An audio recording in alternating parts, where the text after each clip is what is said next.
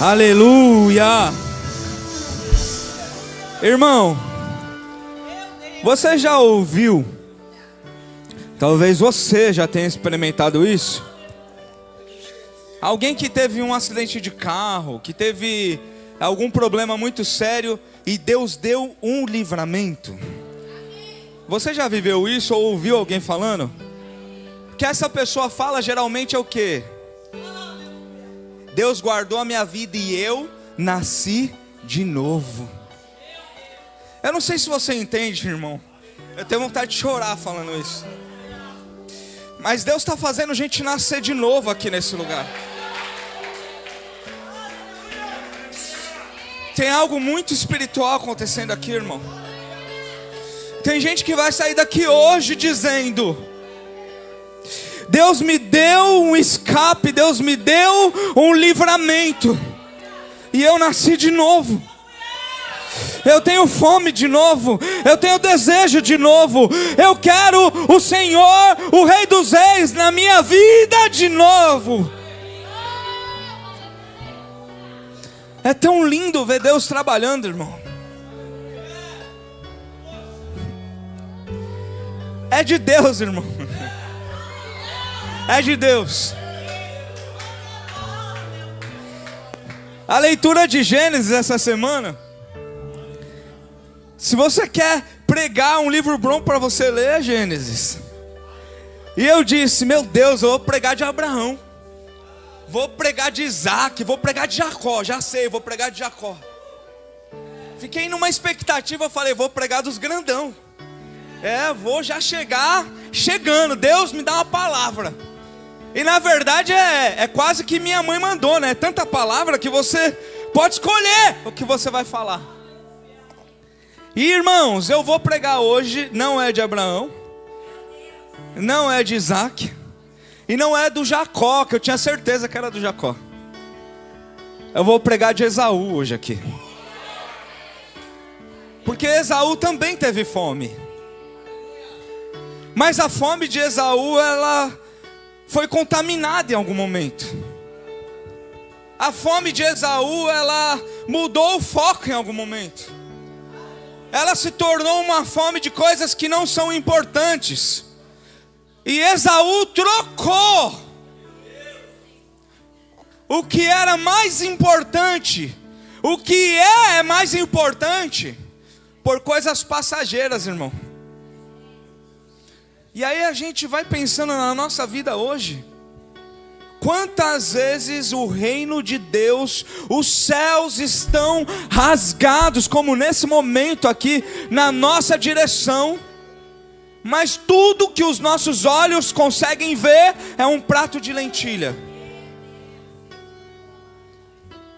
Temos toda a herança, todo o poder, tudo que é de tão maravilhoso da parte de Deus. E quantas vezes na nossa vida, tudo que os nossos olhos enxergam é um prato de lentilha, é uma coisa passageira. Por isso eu quero pregar com um tema hoje: a troca. Pode se sentar, irmão. Nós vamos ainda falar sobre fome hoje, amém? E o tema a troca.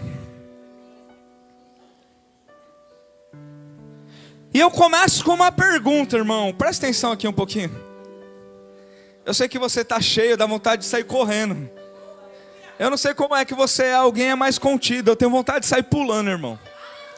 Aí às vezes eu penso que a igreja vai pensar, o que Deus vai pensar, o que minha mulher vai pensar. Às vezes eu não penso nada, saio pulando mesmo. Eu quero começar com uma pergunta: o que te faz enfraquecer? O que te faz enfraquecer? Você consegue imaginar isso? Você consegue imaginar para você, não para sua mulher, não para alguém da igreja, não para um irmão, para a sua vida, o que te faz enfraquecer? Essa é a pergunta. Por quê? É geralmente nos momentos em que nós estamos fracos que nós trocamos a prioridade, que nós mudamos o nosso coração, que nós permitimos com que os nossos olhos, ao invés de olhar para o nosso prêmio, que é eterno, amém? Passe a dar mais atenção nas coisas terrenas. Quem entende isso? Em que momento os nossos olhos param de olhar para a cruz e passam a olhar para o que nós temos aqui temporário? Gênesis, nós vamos ler Gênesis, irmão. Gênesis 25. Eu não vou perguntar quem leu. Alguns leram. Eu vou perguntar uma coisa diferente. É fácil ler 7 capítulos por dia? Não é fácil.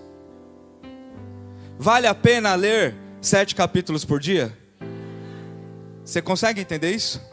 Eu vou dizer algo para você. O reino de Deus aqui, neste mundo, nessa terra, nunca vai ser fácil. Mas eu tenho algo para te dizer, irmão. Não é fácil, mas vale a pena demais. Tivemos um exemplo essa semana. Tem dias que a gente consegue ler de manhã, não sei você. Tem dias que de manhã não dá e vai ler à noite, irmão. Porque de dia você está correndo, alguém consegue ler de dia. Está trabalhando, aí você vai ler à noite. E à noite você já acordou cedo e vai ler, o que acontece? Dá um soninho, não dá? Tem uma criança correndo na casa, não tem? Pulando para lá e para cá. Tem alguém dizendo assim, eu estou com fome. Tem alguém dizendo, você já pagou o boleto? E aí, irmãos, o que acontece? Não é fácil. É por isso que muitas vezes nós deixamos de fazer. É por isso que muitas vezes nós trocamos o que é um alimento essencial, fundamental para que a gente possa estar forte. Por quê? Porque nós temos muitos desafios. Somos roubados, irmãos. Como o diabo nos rouba. Como o ladrão nos engana. Como o povo de Deus, irmão, às vezes é tão ingênuo, tão inocente, tão emocionado. Eu vou dizer algo para você, irmão. Eu vou pregar pouco tempo aqui hoje, pouco tempo. Mas você já viu aqueles videozinhos que tá lá no Instagram rolando e de repente é meio embaçado? E aí você tá escrito ali, cenas fortes. Se você não der conta, não assiste. Já viu esses vídeos? Geralmente é um cachorro foi atropelado, alguém caiu de um prédio, tá ali, ó. Se você não aguenta, então não aperte isso aqui. Sabe o que eu tô querendo dizer? Não vai demorar muito, mas vai ser forte o que vai acontecer aqui, irmão. Se você não aguenta, essa é a hora de você rever. Pede para sair, irmão. Agora, se você entende que Deus está falando contigo, então esse aqui é o teu lugar, irmão. O irmão levantou, foi ali, eu achei que ele ia embora, mas tá tudo bem. Ele só tá indo sentar ali mesmo. Pensei que alguém ia sair fora e falar, aí, ó, tá bom, bicho, eu tô, ó. Você fala um negócio desse, fica meio, né? Vai que alguém levanta e fala, esse cara é doido aí, vai embora, né? E nem escuta o que eu tenho para falar. Então, irmãos, o que te faz enfraquecer? Nós vamos ler Gênesis 25, eu quero ler do 19 em diante. Eis a história da família de Isaac, filho de Abraão. Isaac foi gerado por Abraão. Era Isaac da idade de 40 anos, quando se casou com Rebeca, filha de Betuel, o arameu de Padã-Arã, e irmã de Labão, também arameu. Um parênteses, esse Labão é tranqueiro, hein, irmão? Nós vamos falar dele hoje, mas eu lembrei aqui agora.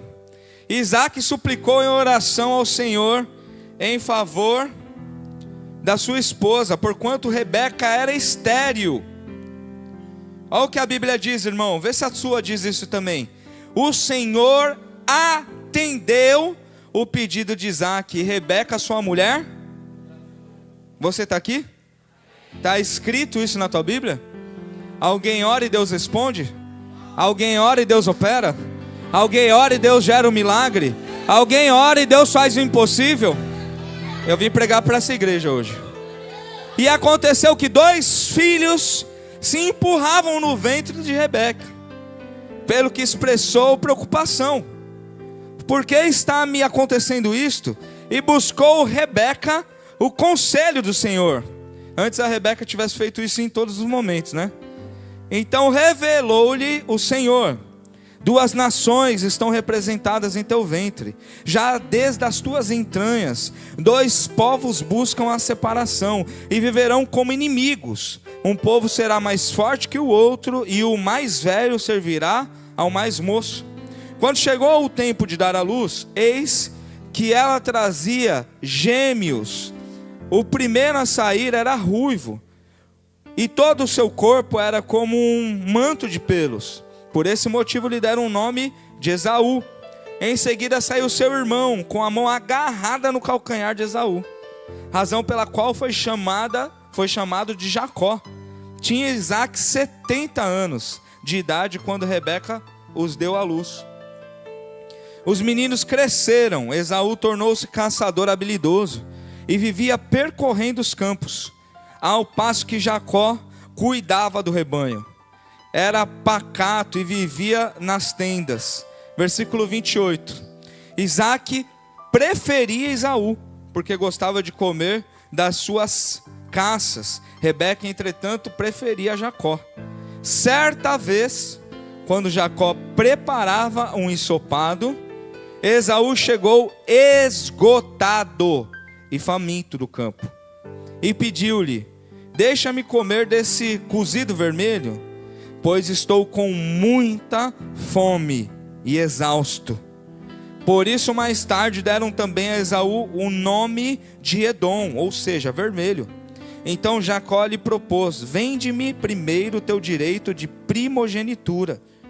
Ao que Esaú replicou: eis que eu vou morrer, de que me servirá o direito de primogenitura?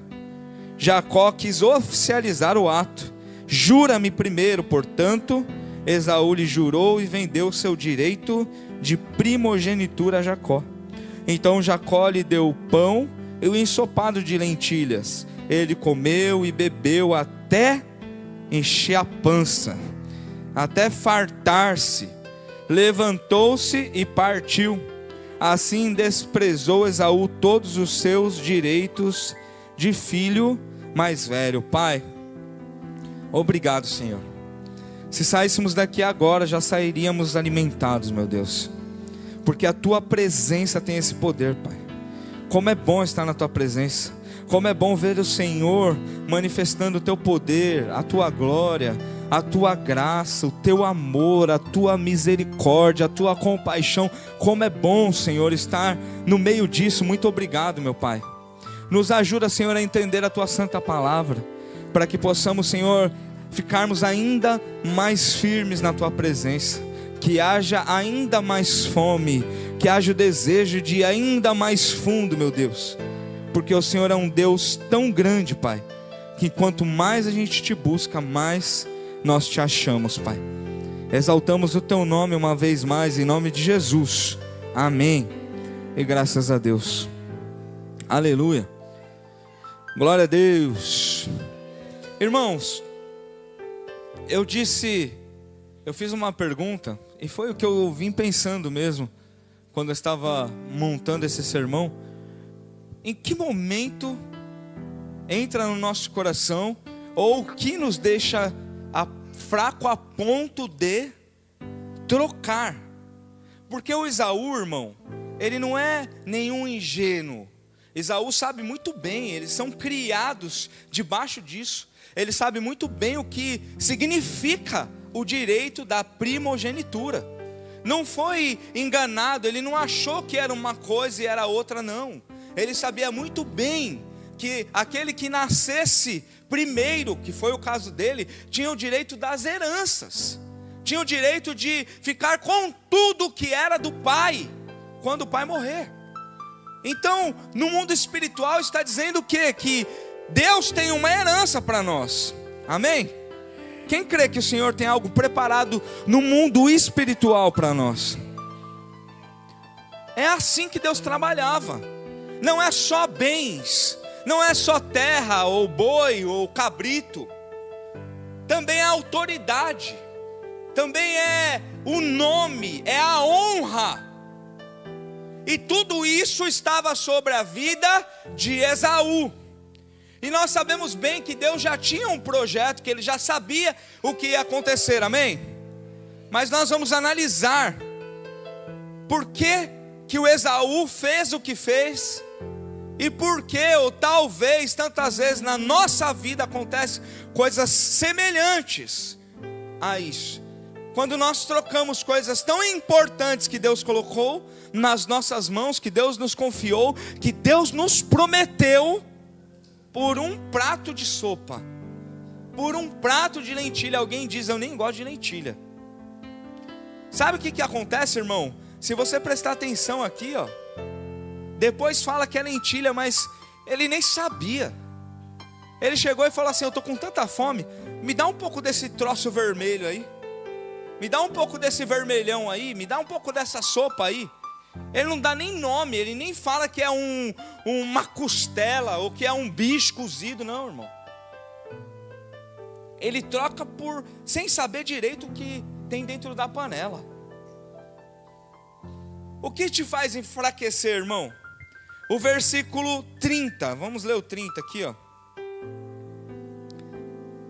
Gênesis 25, 30, amém? Você está aqui? Você cansou? Dançou um pouquinho aí, entrou no manto, já ficou cansado? Tem alguém com glória aí ainda? Eita, aí sim. E pediu-lhe: deixa-me comer desse cozido vermelho, pois estou com muita fome e exausto. Sabe o que muitas vezes nos faz trocar, irmão? Nos faz enfraquecer? Estarmos exaustos, estarmos cansados. A gente se cansa na caminhada, a gente fica exausto na caminhada, a gente se cansa de lutar, se cansa de enfrentar problemas, se cansa de dificuldades. E aí muitas vezes, porque nós estamos cansados, escuta isso, porque nós já sabemos isso. Eu só vim aqui para reforçar alguma coisa hoje. Você lembra que eu falei que o Esaú já sabia do direito da primogenitura dele? Amém? E um dos momentos mais perigosos que existe na vida de um cristão é quando ele está cansado. Por quê? Nós não estamos falando só de um cansaço físico, como era o caso de Esaú aqui. Nós estamos falando de um cansaço emocional. Nós estamos falando de um cansaço espiritual. Nós estamos falando de um cansaço de não ter mais vontade de seguir adiante, de desanimar, de esfriar na fé,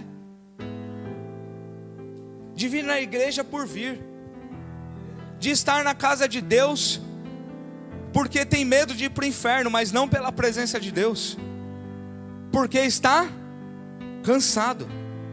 Agora eu tenho que dizer algo para você, irmão, para te dizer: a caminhada em algum momento, escuta isso, ela vai te cansar, porque você não é um super-homem, você não é uma super-mulher. Não tem ninguém bom aqui. Quando a gente se converte, a maioria, pelo menos eu fui assim, eu me achava incansável, imatável, imparável. Eu era daqueles que queria pôr fogo em tudo. Você não vai parar, você nunca vai cansar, você é do avivamento, você destrói tudo, o leão vem, você destrói. Quem já pensou assim? Alguém?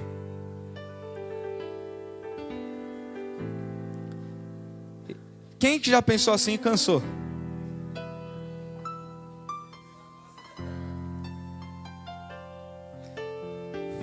O Super Júnior acabou logo, irmão. Que nunca existiu, na verdade, né? Mas a gente vai criando na nossa cabeça que eu sou o super-homem. Ninguém é o super-homem. Ninguém é a super-mulher. Ninguém tem superpoderes. Nós somos filhos de Deus e Ele sim tem todo o poder, amém?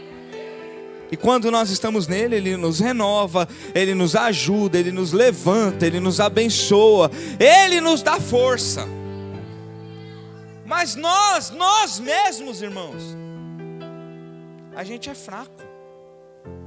E aí em algum momento a gente cansa. E quem cansa, muitas vezes, se não todas as vezes, enfraquece.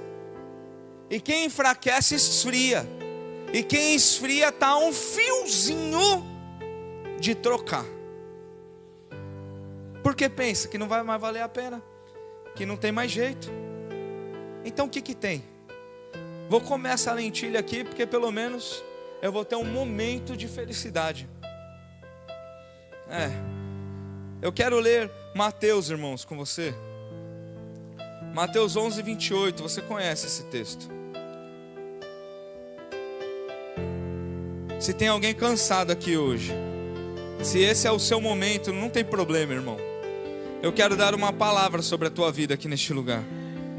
Mateus 11, 28 diz assim: vinde a mim, todos que estáis cansados e sobrecarregados. Aqui na minha versão diz assim: cansados de carregar as suas pesadas cargas. Vinde a mim, todos os que estáis cansados de carregar as suas cargas pesadas, e eu vos darei descanso. Olha para o teu irmão e fala assim para ele: não troca não. Deus tem descanso para você.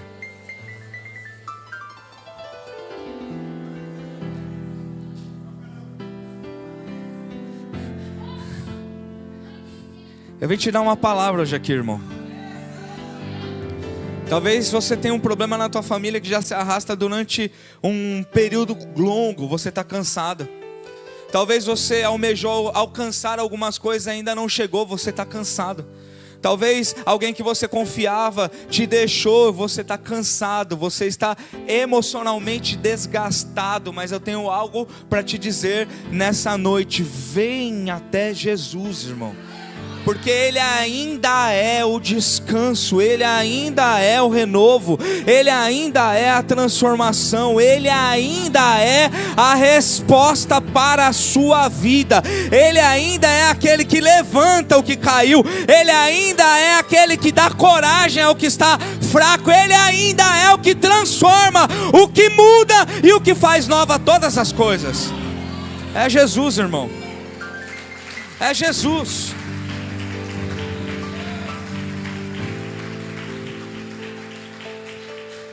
Vou dizer algo para você, irmão, como eu creio. Não é problema nenhum estar cansado. Eu aprendi isso. Eu aprendi isso no meio de lágrimas. Mas aprendi. O problema é você não entender que existe um lugar onde você encontra o descanso. O Esaú estava pensando: eu vou morrer. Vai lá no armário, pega um miojo infeliz, mas não troca a primogenitura.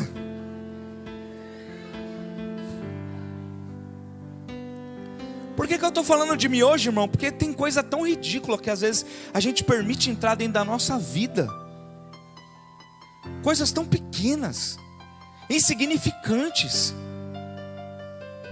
Você é um filho de Deus. Você é uma filha de Deus.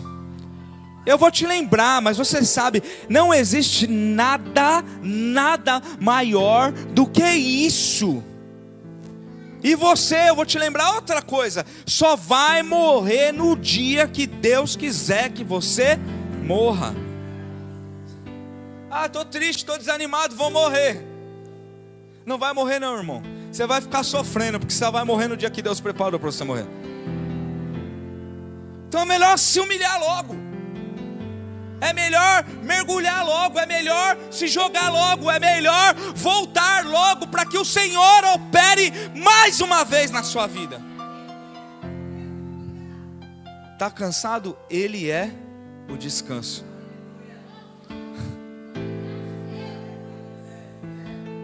Tem gente que espera, sabe o que, irmão? Carruagem de fogo aparecer. A nuvem vir em forma de coração.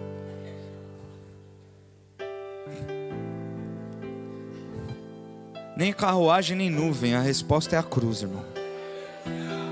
Não mudou. Vinde a mim, todos que estão cansados, oprimidos, eu vos aliviarei.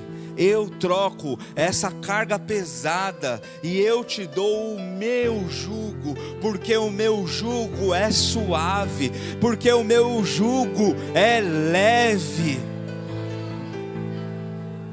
O que isso quer dizer, irmão? Coisa linda.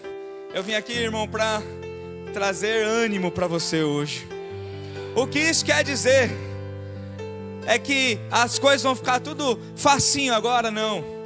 Quer dizer é que nos momentos que você estiver cansado, o Senhor vai te trazer alívio. Nos momentos em que você estiver passando por problemas sérios, o Senhor vai te trazer um escape, um livramento. Vai abrir o caminho no mar, vai fazer uma fonte de água jorrar no meio do deserto. Eu já disse isso aqui outra vez. Eu não sei como Ele vai fazer, mas se você estiver na presença dEle, Ele sempre faz. Ele é o descanso. Se você tiver fome, se você tiver certeza, convicção, princípios, raízes, você nunca vai ficar abandonado. Você nunca vai ficar sem uma resposta. O Senhor vai cuidar de você em tudo, irmão. Se tiver exausto, vem para Jesus. Vem chorar no pé dele, irmão. Vem se prostrar, se humilhar. Alguém diz assim: eu já fiz tanto. De novo. É de novo, irmão. É quantas vezes forem necessárias. É quantas vezes forem necessárias. Quem está entendendo? Eu me prostro, eu busco, eu choro quantas vezes for necessário. Segundo, é uma continuação. Ele diz assim, ó, versículo 29. Eu vou voltar ao versículo. Deixa eu voltar o texto também, peraí. Gênesis 25, versículo 29 diz assim: certa vez, quando Jacó preparava um ensopado, Esaú chegou faminto, esgotado, faminto do campo e esgotado. Exausto e esgotado, irmão, se você for ver a tradução de esgotado no dicionário, tem até exausto, também é a mesma coisa. Mas tem algo que na tradução da palavra mesmo diz, sabe o que é? Eu já tentei de tudo, eu já não tenho mais o que fazer. E às vezes, irmão, eu quero continuar isso porque nós sabemos que Jesus é o caminho, a verdade e a vida, amém? Nós sabemos que a resposta é Ele, que o descanso é Ele, amém? Mas tem alguns momentos na nossa vida, no nosso coração, alguns de nós pelo menos, que nós pensamos que já fizemos de tudo. Eu já fiz de tudo, eu já tentei de tudo. E aí o que acontece? A gente perde a esperança de que algo novo possa acontecer. Por quê? Já tentamos e muitas vezes é só frustração, é só quebrando a cara e não tem uma resposta, e a gente fica esgotado. Eu já tentei de tudo, eu não quero mais tentar, não tem mais jeito, eu não quero nem saber, perdi a esperança. Vou ler outro texto muito conhecido com você aqui, está lá em Jeremias capítulo 29, versículo 11. Para você que pensa que já fez de tudo, ou que chegou ao limite, diz assim: porquanto somente eu conheço os planos que determinei a vosso respeito, declara Yahvé, declara Deus, planos de fazer prosperar e não de vos causar dor e prejuízo, planos para vos dar esperança e um futuro melhor. Estou esgotado, já tentei de tudo. O Esaú pensou isso: eu vou morrer. Eu vou morrer, o que vai adiantar isso aí? Eu já tentei. Mas Deus diz assim para o povo dele. Eu quero trazer isso para as nossas vidas hoje. Eu, Deus, que criei você, sou eu que te conheço e sou eu que fiz o plano para a sua vida. eu é que sei os planos que eu tenho preparado para você. Planos de paz, planos de fazer prosperar, planos de te abençoar, planos de te transformar, planos de mudar o teu coração, planos de te dar um futuro melhor. Agora, irmão, escuta isso. Como nós cantamos aqui, o inimigo sempre quer confundir, quer atrapalhar. Agora, para quem a gente vai dar ouvido?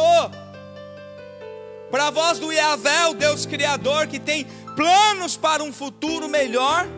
Ou para o diabo que vai dizer para você: deixa quieto isso aí, você já se esforçou muito, você já fez mais do que deveria fazer. Qual é a escolha que você vai tomar? Ah, irmão,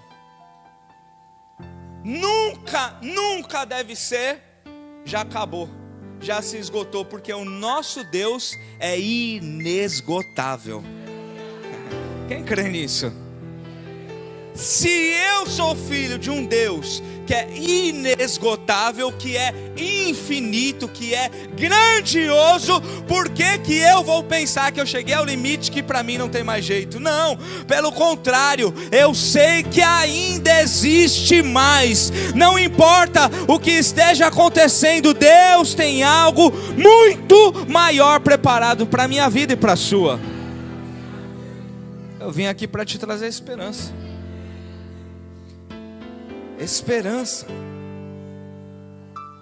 Porque tem gente que para de comer porque perdeu a esperança, que perde o apetite porque está tão esgotado, está tão decepcionado, está amargurado.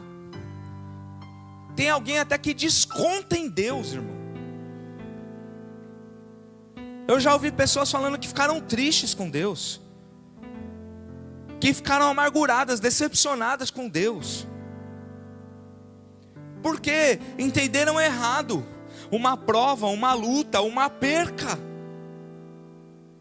E aí o ser humano tem a tendência de querer culpar alguém. Mas o nosso Deus, irmão, Ele não é culpado de nada. Pelo contrário, é Ele quem tem as coisas melhores da nossa vida preparada. Terceiro, nós vamos ler aí o mesmo versículo. Deixa eu voltar aqui de novo. Gênesis 25, o versículo 30. E pediu-lhe: deixa-me comer do cozido vermelho, porque eu estou com muita fome. No 29 ele fala faminto. Qual que é o Esaú? Eu já disse aqui outra vez, irmão, que eu tenho um problema. Quando eu estou com fome, eu não consigo pensar em outra coisa. Eu quero ir para minha casa comer, eu quero parar em algum lugar e comer. Eu sou assim. A minha mente parece que ela é o combustível. Eu estou com fome, eu estou com fome, eu estou com fome. Por isso que quando eu faço jejum é muito bom, irmão. Porque eu tenho que matar a carne mesmo. Porque a minha mente manda uma informação: você está com muita fome, você vai morrer. E aí o Júnior espiritual fala assim: toma, é assim mesmo, você tem que matar a carne. Tem alguém que é meio chatinho igual eu quando está com fome? Faz assim. É bastante gente, eu não estou sozinho não, hein? Tem bastante gente. Bom, eu posso estar fazendo a melhor coisa do mundo, eu paro, 15 minutos como e volto. Tá tudo bem, só isso. E aí o que aconteceu, irmão? O Esaú chega do campo, ele trabalhou. Ele está cansado, ele está exausto, ele está esgotado, como a gente disse aqui. E aí o que ele fala? Eu estou com muita fome, eu só penso em comida, eu só quero jantar, eu estou fraco, estou até tremendo, acho que eu vou morrer. Eu nunca pensei em trocar por um prato de lentilha, irmão, mas eu já achei que fosse morrer, porque eu não estava comendo. Você fica meio fraco assim, né? E aí o que o Esaú faz, o abençoado? Ele vai e fala assim: ô Jacó, me arruma um pouquinho dessa sopa aí. O Jacó ligeirão, irmão, quê? Você que é o queridão do papai aí, você que é o preferido dele, vai querer alguma coisa de mim agora? Vai ter que pagar. Porque, irmão, Deus deu seu filho para morrer por nós na cruz, amém? Alguém teve que pagar alguma coisa por isso? Deus faz de graça. Mas o diabo, irmão, o diabo cobra. E cobra alto. E o diabo pode até vir com uma sopinha quentinha no momento que você está morrendo de fome. Mas essa sopa sempre vai custar muito caro para você.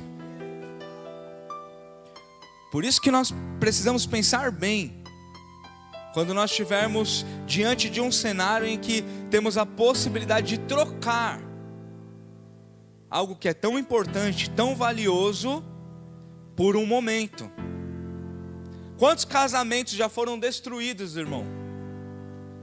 Porque alguém foi fraco e traiu o seu marido, e traiu a sua esposa por um momento. E aí, uma família destruída. Quem conhece uma história assim? Nenhum fala a Deus agora? Ah, é? Por quê? Porque eu sou casado. Mas apareceu um cara lá no trabalho, ó, com uma conversinha, falando do meu cabelo. E quanto tempo meu marido não fala do meu cabelo? Falando que eu tô cheirosa e meu marido só fala que eu tenho que fazer arroz. É.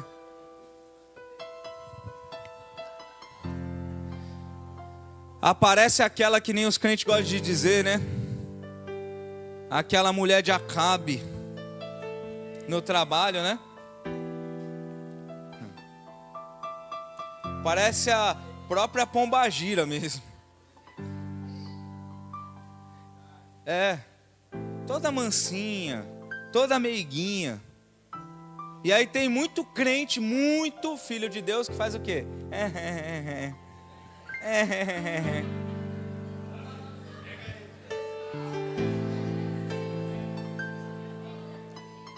Deus está falando?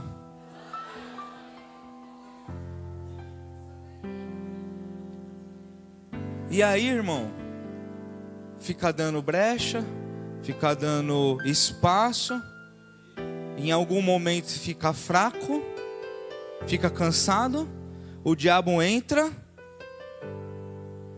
com um prato de lentilha e destrói tudo. E acaba com tudo. Sabe um momento que muitas vezes nós trocamos? Quando existe escassez. Às vezes eu estou passando uma crise no meu casamento. Como que eu vou agir com essa crise? Ah, claro, eu sou crente, eu vou buscar Jesus e Ele vai dar a resposta. Ou eu vou começar a flertar na rua, porque já que eu não tenho em casa, já que está faltando, eu vou resolver meus problemas em outro lugar. Vou procurar uma lentilha por aí, porque eu estou morrendo de fome. Quantas vezes, irmãos, uma escassez de dinheiro. A escassez muitas vezes é o motivo que nos faz trocar aquilo que Deus tem prometido para nós. Aí eu estou com um problema financeiro, estou com uma crise financeira, com uma escassez financeira de dinheiro. Que a Bíblia diz sobre o dinheiro, que o amor ao dinheiro é a raiz de todos os males. E aí quando a gente ama o dinheiro, se eu perguntar aqui, ninguém vai falar que ama o dinheiro. Mas muitos de nós faz do dinheiro o seu próprio Deus. E aí o que acontece? Estou passando por um problema, tenho uma escassez. É o que Esaú está vivendo. Ele está por um momento sem comer. ele tem um problema, sim ou não? Olha o que eu estou falando para você, igreja. O problema, ele existe. O problema é real. Tem uma escassez, ele está com fome, não deve ter caçado nada, não preparou nada, ele não tem nada para comer. Existe uma demanda. Existe um problema. Existe uma escassez. E a nossa vida também. Nós vamos viver isso. Nós teremos em algum momento uma escassez. Nós em algum momento teremos uma crise financeira. Quem não teve o nome sujo que atire a primeira pedra. Alguém consegue aí, né? Mas a maioria já viveu essa experiência, né? Você é bem-aventurado, irmão, se você nunca viveu. Alguém diz assim, o meu nunca. Louvado seja Deus pela tua vida. Você está quase saindo voando daqui já. Não, quem nunca teve o nome sujo, irmão, vem me dar um abraço no fim do culto aqui.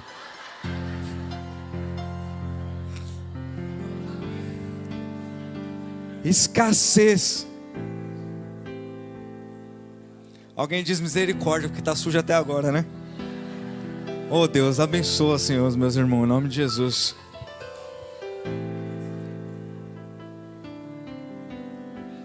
Ele está com fome. Ele tem um problema, ele tem uma demanda, isso é real. Você também vai ter problema.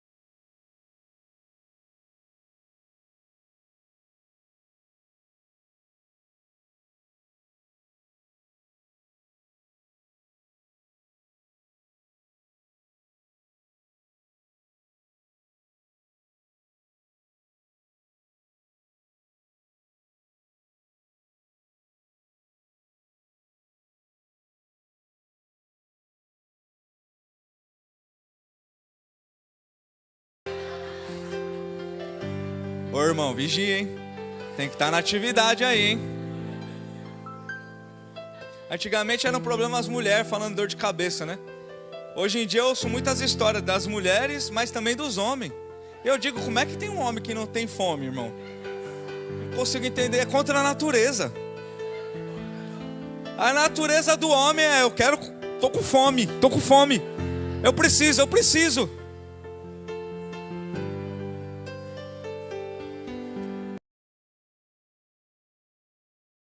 Espiritual, irmão, bem espiritual. Tem 2 filhas lá em casa, minha barriga fica roncando às vezes. Passa a minha bela mulher na minha frente, eu digo, que fome que eu tô, Jesus.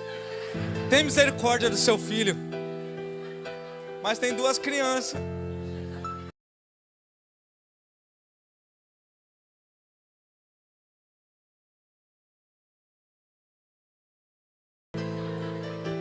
Se vira, tranca as crianças no armário, faz alguma coisa. Corta isso aí, pelo amor de Deus.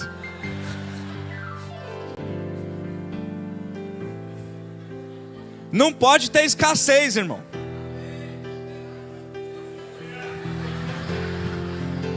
Primeira Daniel capítulo 3. Então não terás escassez. Ele acabou de falar ali. Ei, Miguel, abençoado, vai ser o mais velho de muitos irmãos. Então, irmão, pensa comigo, olha só. Ele tem fome, o problema é real. Mas muitas vezes quando nós temos escassez, um problema que é real, que existe de verdade, ele se torna um monstro sem ser. Ele podia ir lá e pedir para a mãe dele, para um vizinho, ir ali na horta e pegar, sei lá, uma batata. Ele não ia morrer de fome. Mas a escassez nos confunde. Às vezes a falta nos atrapalha, tira o nosso discernimento de tomarmos as decisões corretas. Nos enfraquece. E muitas vezes nos deixa a ponto de tomar uma decisão que vai estragar toda a nossa história, que vai jogar na lata do lixo tudo que Deus planejou para você. Porque Deus fala: eu sei, eu é que sei os planos que eu tenho ao vosso respeito. Planos de paz, planos de prosperidade, planos de um futuro melhor. O Esaú sabia disso e jogou na lata do lixo. Trocou tudo isso por uma crise momentânea, por algo que estava acontecendo. Meu Deus, eu me empolguei aqui, hein? Desculpa. Eu olhei o relógio ali, ó. 19h56. Vamos ler Mateus 6. Bom, a gente já fez o apelo, né? Então dá um descontinho aí. Mateus capítulo 6.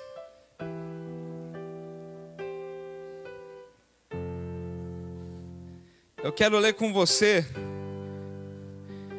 a partir do versículo 31, diz assim: portanto, não vos preocupeis dizendo: que iremos comer, que iremos beber, ou ainda, com que nos vestiremos? Pois são os pagãos que tratam de obter tudo isso. Mas vosso Pai, alguém é filho aqui? Vosso Pai Celestial sabe que necessitais de todas essas coisas. Buscai assim em primeiro lugar o reino de Deus e a sua justiça, e todas essas coisas serão acrescentadas. Portanto, não vos preocupeis com o dia de amanhã, pois o amanhã trará suas próprias preocupações. É suficiente o mal de cada dia traz em si mesmo. Busca primeiro o reino de Deus e a sua justiça, e as demais coisas vos serão acrescentadas. Quarto, trocar as coisas espirituais. Eu vou acabar com isso, irmão. Vou encerrar com isso. Trocar as coisas espirituais, porque elas não trazem recompensa atual. O que nos faz trocar? O que nos enfraquece? O que nós temos uma inclinação de fazer? Trocar as coisas espirituais. Por quê? Porque elas não dão uma recompensa momentânea, instantânea. Elas são para um futuro, elas são para a eternidade. Mas nós temos fome muitas vezes agora. Eu quero agora. Eu quero do meu jeito, eu quero desse jeito. Olha o que Esaú fala, irmão. Versículo 32. Gênesis 25:32 diz assim: ao que Esaú replicou: eis que vou morrer, de que me servirá o direito de primogenitura? Olha o que ele está falando para o Jacó. O Jacó fala assim, ó: faz jurado, hein? Bem juradinho, vem cá, promete. Amarra ele. Aí ele fala: beleza, eu juro, porque eu vou morrer mesmo. O que adianta essas coisas espirituais aí? Eu estou sofrendo mesmo, eu estou chorando mesmo. O que me adianta a eternidade se agora eu estou chorando? O que adianta a herança? O que adianta a honra? O que adianta que Deus me prometeu? Eu quero comer agora. O que eu quero é encher minha barriga. O que eu quero é que a minha vontade seja feita neste momento. Porque muitas vezes nós somos igual aquela criança que você vê no mercado. Eu quero esse chocolate. Hoje o papai não vai te levar, a mamãe não tem dinheiro.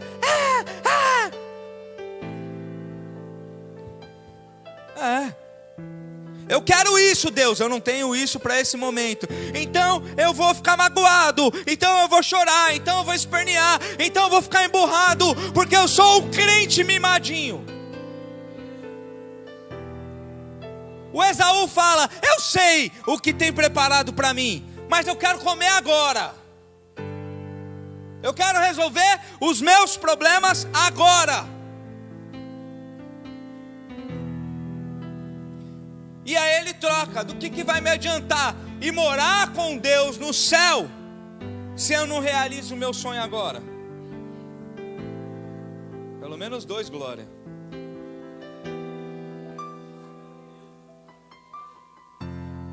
Porque quando Jeremias fala um futuro melhor, nós pensamos no quê? No futuro aqui. Porque a nossa mente limitada quer ser feliz aqui, quer resolver os problemas aqui, quer resposta agora, quer agora ser bom, quer agora ter um nome, quer agora resolver as coisas, conquistar as coisas, quer agora ser melhor que os outros. Tem uma coisa que o crente, irmão, é horrível, invejoso. Se tem uma coisa que não combina com crente, fica feio. Já viu mulher fumando? Homem fumando é feio, não é? Mas mulher fumando é um treco esquisito, não é? É igual crente invejoso, irmão. Invejoso no mundo é feio, não é? Agora crente invejoso é uma coisa para acabar com tudo. Invejoso quer o que o outro tem.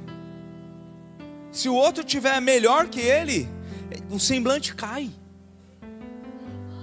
O semblante cai. A pessoa nem nota, mas ela não consegue disfarçar. Inveja.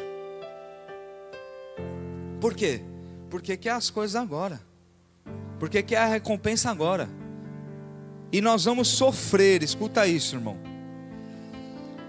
Nós vamos sofrer enquanto não entendermos que o que Deus nos der aqui é por favor, porque o que está separado para nós é na glória. O evangelho não mudou, irmão. A gente até ouve alguns pregadores falando sobre outro evangelho hoje. Eu tenho sérias resistências com isso, mas está tudo bem, eu não sou juiz. Mas o evangelho não mudou.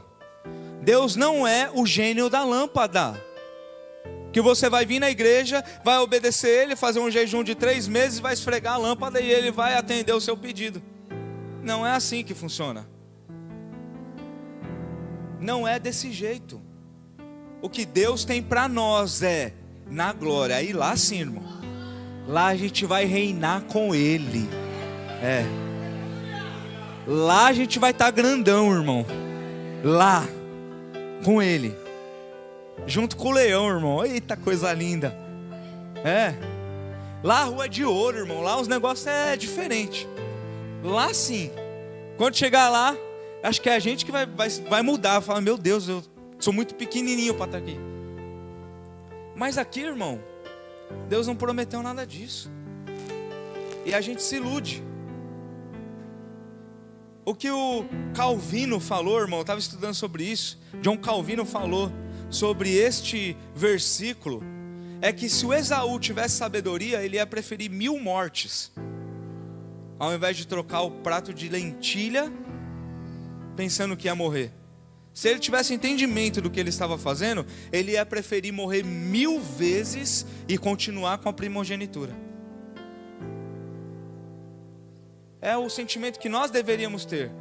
Eu prefiro morrer ao não ter os meus pés mais na casa do Senhor. É melhor eu morrer a não ter mais a presença de Deus. Me leva agora, Jesus. Mas o Esaú fez o quê? Essa lentilha, eu estou fraco. Fico imaginando o Esaú assim, ó. Devia estar suando frio. Sabe quando você passa mal mesmo? Ele devia estar passando mal. Suando frio ali, fraco, morrendo de fome mesmo. Ele não ia morrer, mas era uma sensação. Era um problema horrível para ele naquele momento. Assim como nós temos momentos horríveis para nós em alguns momentos.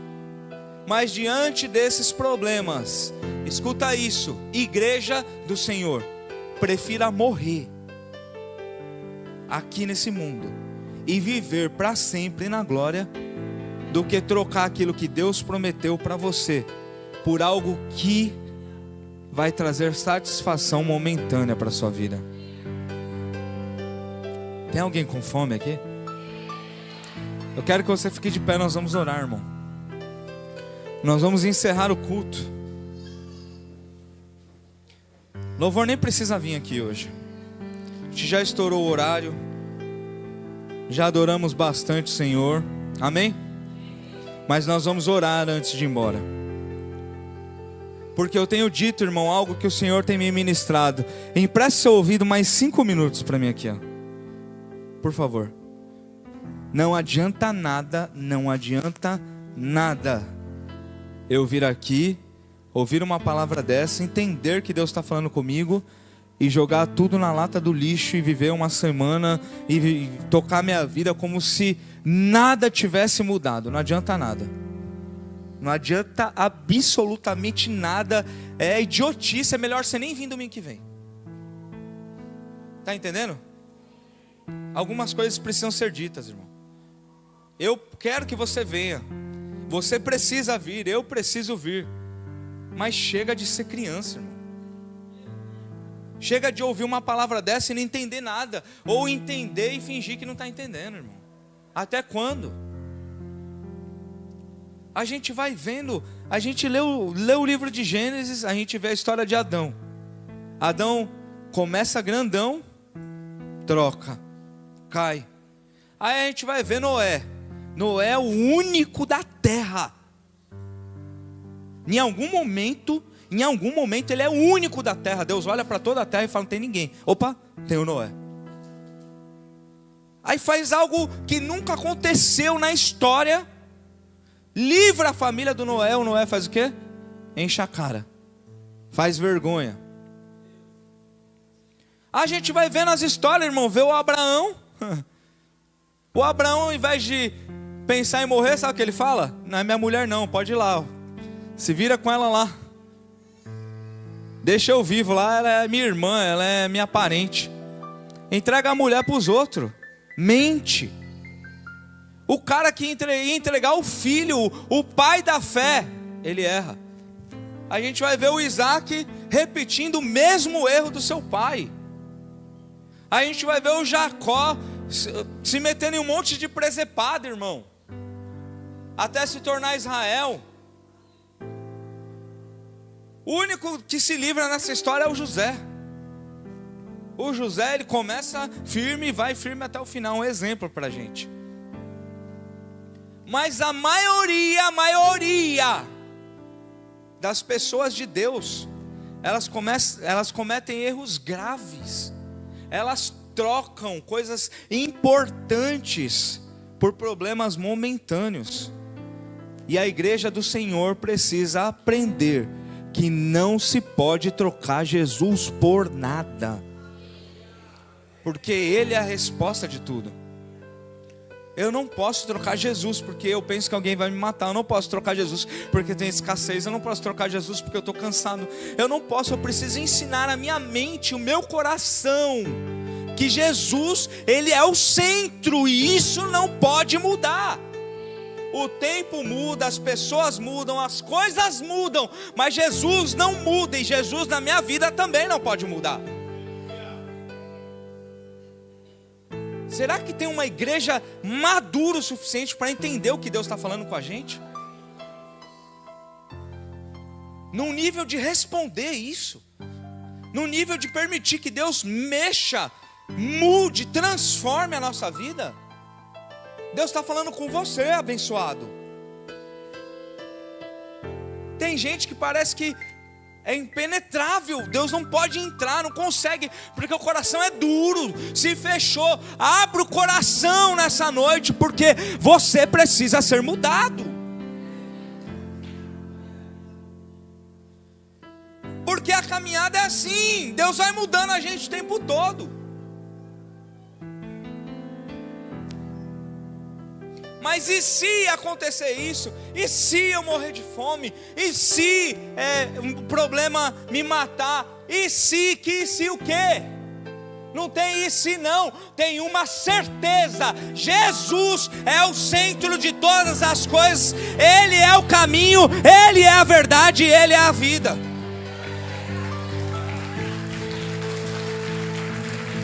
O resto é conversa mole. O resto é resto. Se Jesus for o centro, tudo vai se ajustando em volta dele, irmão. Então traga Jesus para o centro do seu coração novamente. Tenha fome. Fome. Essa semana nós vamos ler o livro de Êxodo, irmão. Eu vou colocar de novo lá o cronograma. Talvez a gente leia 3 capítulos. Demore mais que uma semana para que você possa ler mesmo, para que você não pare no meio do caminho. Vamos ler 3 capítulos de Êxodo. 3 capítulos todos os dias. Igreja viva, amém? Vamos ler juntos, irmão, porque é a palavra, é fome pela palavra que vai iluminar a minha mente, que vai expandir a minha mente, que vai abrir no meu coração, que vai quebrantar no meu coração. É a palavra. Então nós lemos Gênesis, vamos ler Êxodo agora.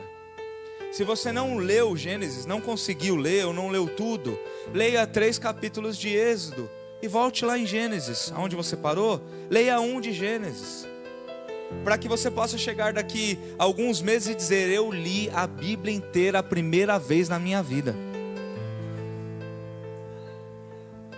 Você acha que todo crente deveria ler a Bíblia inteira pelo menos uma vez? Então esse é seu momento. Não é possível um crente dizer: eu nunca li a Bíblia de capa a capa. Não é possível, irmão. O diabo está enganando você de alguma maneira. Então essa é uma oportunidade. Nós podemos ir juntos, lendo 3 capítulos por dia. Vai demorar, tudo bem, irmão. Demorou 10 anos, você não leu até agora? Se demora um ano e pouco, o que tem? É melhor do que você esperar mais 10. Alguém concorda? 3 capítulos por dia são 15 minutos, irmão. 20 minutos. 15 minutos da sua vida sendo fortalecido, sendo alimentado, tendo o seu coração transformado. Você pode entrar com a gente nessa? 3 capítulos de Êxodo, 3 capítulos da Bíblia. Eu quero você junto comigo nessa, irmão. Eu sou muito ruim de internet, eu estou melhorando, irmão. Os irmãos, eles ficam postando. O Renan faz uma foto tão bonita, né? Você já viu os stories do Renan? É um café com leite, não sei nem como é que ele consegue aquilo. Ele põe o café, tem assim, ele me marcou hoje. A Bíblia aqui, uma canetinha assim, ó. Acho que ele fez ele imprimiu uma folha assim, um mapa, para fazer as coisas, cada um no seu lugar ali. Talvez você não faça tão bonito assim igual eu, irmão, mas vai lá e posta. Marca a igreja. Porque no momento que você posta, você está pregando para alguém que está lá no seu Instagram. Não tem Instagram. Irmão, eu vou te dizer algo para você. Ainda existe pessoas que não têm Instagram. Tem gente que fala assim: eu não tenho braço, mas eu tenho Instagram. Tem pessoas que não têm Instagram. Vai lá no status do teu WhatsApp. O WhatsApp todo mundo tem, não tem? Tem alguém aqui que não tem WhatsApp? Aí, todo mundo tem. Instagram tem algumas pessoas, não vou perguntar para não envergonhar os meus irmãos. Tá tudo bem, irmão. Se você tem no teu coração isso e isso vai te levar para o céu, tá tudo certo, amém? Agora coloca lá no status do seu WhatsApp: devocional de hoje, capítulo tal, Deus falou comigo isso aqui. Posta. Marca o Instagram da igreja para a gente repostar, para que mais pessoas possam ver isso, mais pessoas possam ser transformadas, mais pessoas possam ser tocadas. Esse é um desafio para mim também, tá? Porque a maioria das coisas que eu posto, na verdade, eu estou repostando. Alguém me marcou, eu reposto tudo. Ou quase tudo, né, irmão? Às vezes vem uns forrozinhos lá, uns irmãos meio empolgados. Aí eu falo: acho melhor nem eu repostar isso aqui não. Vamos evangelizar.